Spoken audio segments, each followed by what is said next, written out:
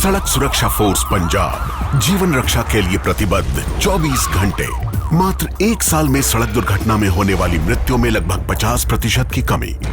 ਕੁਝ ਸਮਾਂ ਪਹਿਲਾਂ ਮੇਰੇ ਭਰਾ ਦਾ ਐਕਸੀਡੈਂਟ ਹੋਇਆ ਸੀ। ਸੜਕ ਸੁਰੱਖਿਆ ਫੋਰਸ ਨੂੰ ਕਾਲ ਕੀਤਾ 112 ਨੰਬਰ ਤੇ। ਵਿਦਿਨ 5 ਮਿੰਟਾਂ ਦੇ ਵਿੱਚ ਇਹਨਾਂ ਨੇ ਆ ਕੇ ਮੇਰੇ ਭਰਾ ਦੀ ਜਾਨ ਬਚਾਈ। ਜੇ ਉਹ ਨਾ ਮੈਨੂੰ ਉੱਥੋਂ ਚੱਕਦੇ ਤਾਂ ਹੋ ਸਕਦਾ ਸੀ ਮੇਰੀ मौत हो जाती। मुख्यमंत्री भगवंत सिंह मान की कोशिशों से अपना पंजाब बन रहा है रंगला पंजाब। ऊना जिला मुख्यालय की करीबी ग्राम पंचायत बहडाला से निवासी आईटीबीपी जवान अपने घर के रास्ते की समस्या को लेकर वर्दी में ही परिवार सहित डीसी कार्यालय पहुंच गए। इस मौके पर उनके साथ पंचायत के प्रतिनिधि और ग्रामीण भी मौजूद रहे। गुरबचन ने कहा कि वो 5 सालों से घर के रास्ते को लेकर परेशान हैं। उन्होंने कहा कि कई साल पहले उन्होंने अपना मकान बनाया था। स्कूल के मैदान से होकर ही वो अपने घर और अन्य लोग अपने खेतों तक जाते थे। उन्होंने कहा कि उनके पुश्तैनी मकान का रास्ता स्कूल प्रशासन द्वारा बंद कराया जा रहा है। उन्होंने कहा कि पिछले महीने उपायुक्त ऊना को रास्ते के संदर्भ में एक ज्ञापन के माध्यम से निवेदन भी किया था, जिसमें उन्होंने अपने फौज में होने की बात भी विशेष रूप से बताई थी। उन्होंने कहा कि एक तरफ हिमाचल सरकार विधानसभा में कह रही है कि किसी भी व्यक्ति के निजी या सरकारी भूमि पर बने रास्तों को बंद नहीं किया जाएगा, वहीं दूसरी तरफ उनका रास्ता बंद किया जा रहा है। उन्होंने 2 टूक शब्दों में चेतावनी दी कि यदि मंगलवार तक उनकी समस्या का स्थायी हल नहीं होता तो वो मंगलवार से धरना प्रदर्शन करने को मजबूर होंगे, जिसकी जिम्मेदारी हिमाचल प्रदेश के शासन और जिला के शासन की होगी। पहले तो सभी देशवासियों को जय हिंद। सर, मैं आईटीबीपी में 94 से तैनात हूँ और मेरी रास्ते की समस्या है। मेरा मकान पहले का बना हुआ है और उसके लिए रास्ता नहीं है।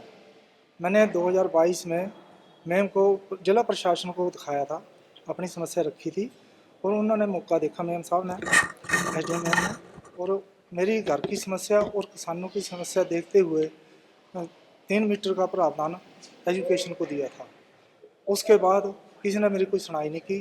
मैं हर जगह एप्लीकेशनें दी, घूमता रहा। मैं 4-5 साल से बहुत परेशान हूँ, मेंटली तौर से टॉर्चर भी हूँ कि जब मेरी सुनाई नहीं होती तो मैं कहाँ जाऊँगा। मैं देश की रक्षा कर रहा हूँ, बॉर्डर पे हूँ, तैनात हूँ, और मैं घर की रक्षा करूँ या देश की रक्षा करूँगा।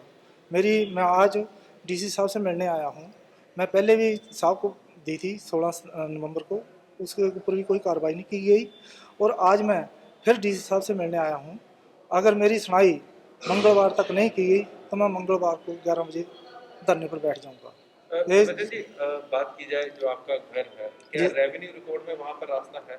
जी सर, नहीं, स्कूल का ग्राउंड था, उस समय खुले थे, बहुत देर 50 साल पहले का मकान बना हुआ है और ग्राउंड से ही किसान भी जाते थे और हम लोग भी उसी का इस्तेमाल करते थे। तो अब रास्ता किस वजह से बंद किया जाता है?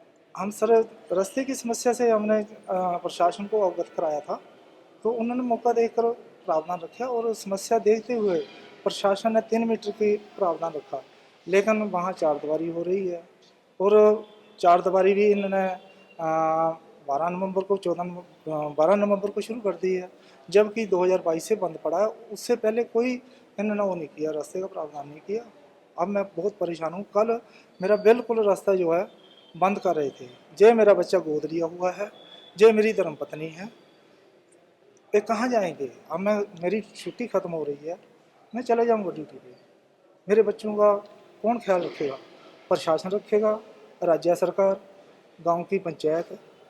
जे किसान लोग कहाँ जाएंगे? 250-300 कनाल जगह है। आप मौका देखिए मेरे घर का। अगर कोई और रास्ते का प्रावधान है तो मुझे इतना कदम उठाने की कोई ज़रूरत नहीं है सर। मैं चाहूँगा कि एक तरफ तो सरकार बोल रही है कि निजी और सरकारी रास्ते बंद नहीं किए जाएंगे और आज मेरा रास्ता बंद हो रहा। आज मुझे जस्ट कदम उठाना पड़ा और मेरे साथ मेरे गाँव वासी मेरा साथ दे रहे हैं।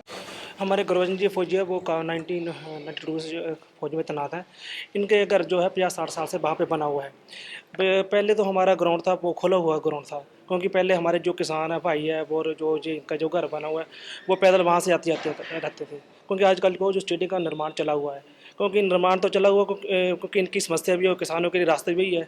हमने 2022 में एसडीएम नितिन पटेल जी को दिया था, उन्होंने मौका निरीक्षण भी किया था और उन्होंने एजुकेशन डिपार्टमेंट को 3 मीटर रास्ता दिए जाने का प्रावधान सिफारिश की थी, पर हमारी जो फाइल है वो ऑलरेडी एजुकेशन डिपार्टमेंट के पास जा रखी है। हमें इसका कोई रिप्लाई नहीं मिला और सरकार द्वारा और प्रशासन द्वारा ज़बरदस्ती वहाँ पे अभी निर्माण कार्य किए जा रहा है।